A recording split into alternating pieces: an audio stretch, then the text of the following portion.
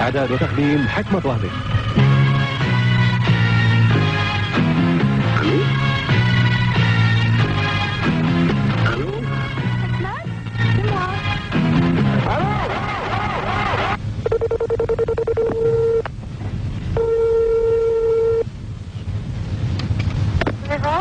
Madame Choubachi. Ne quittez pas.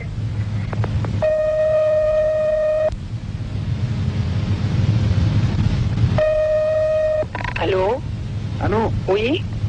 الأخت فريدة شوباشي. أيوة. الأخت فريدة شوباشي. أيوة. ألو؟ أيوة. عايز أتكلم مع الأخت فريدة شوباشي. أنا يا فندم أنا. الأخت فريدة شوباشي؟ أيوة. الأخت فريدة شوباشي. أيوة. ألو؟ أيوة. عايز أتكلم مع الأخت فريدة شوباشي. أنا يا فندم أنا. الأخت فريدة شوباشي؟ أيوة. كيف الأحوال؟ الحمد لله. ألو؟ أيوة. عايز أتكلم مع الأخت فريدة شوباشي. أنا يا فندم أنا. الأخت فريدة شوباشي؟ أيوة. كيف الأحوال؟ الحمد لله. والله احنا معجبين، احنا ما شفناكي قبل كده، جينا مرتين في راديو مونتي كارلو ما كنتيش موجودة. الله يخليك. وبلغنا لك التحيات. الله يخليك. صوتك مغير على التليفون والله. لا مش متغير. احنا مزكمة ولا ايش؟ لا مش مذكرة. احنا بنتصل من العراق.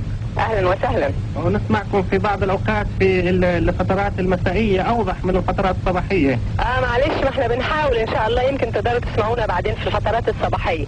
والله لأنه الإرسال يعني يكون شوي صعب في الصباح. إمتى حتى تصلحوا البث؟ بنجتهد يعني لسه. يعني معقول عن قريب نسمعكم طوال الصباح والنهار؟ لا بإذن الله. وليه ما تقدموش النشرات الإخبارية الساعة 3 الصبح مثلا؟ حرام عليك، ليه 3 الصبح؟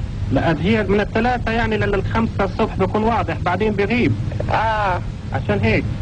لا ما احنا مرتبطين بساعات ارسال معينة هنا. والله بقى لنا كثير بنتصل بيك يا ست فريدة، لكن انا دائما يقولون انها مش موجودة، فاحنا مش عارفين اذا كان تتهربون من المستمعين. لا والله ابدا، لا بالعكس. اقول حضرتك مدام درويش ولا مدام مين؟ لا مدام شوباشي.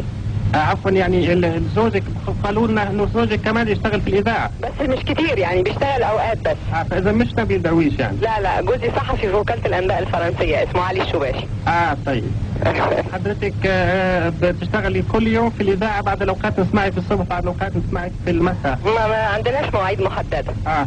لو كانت والله اذا ما كانش في ازعاج يعني نسمع اغنية الليلة، اذا كنت تشتغلين الليلة. ايوه اتفضل قول لي، حضرتك اسمك ايه؟ انا بتصل من العراق. ايوه اسمك ايه؟ ناجي عبد الرزاق دردق. عبد الرزاق درنق. نعم درنق. دال. ايوه. راء. ايوه. لاف. لام. ايوه. نون. ايوه. قاف. دال ر لام نون قاف. ايوه. درنق. ايوه. يعني اي اغنية على ذوقك نكون يعني اذا كانت في قبل مثلا الموجز بتاع على 9 في النهاية. اوكي حاضر. وبعدين احنا نقدر نسمع حاجة ثانية كمان غربية معقولة؟ اتفضل، عايز ايه؟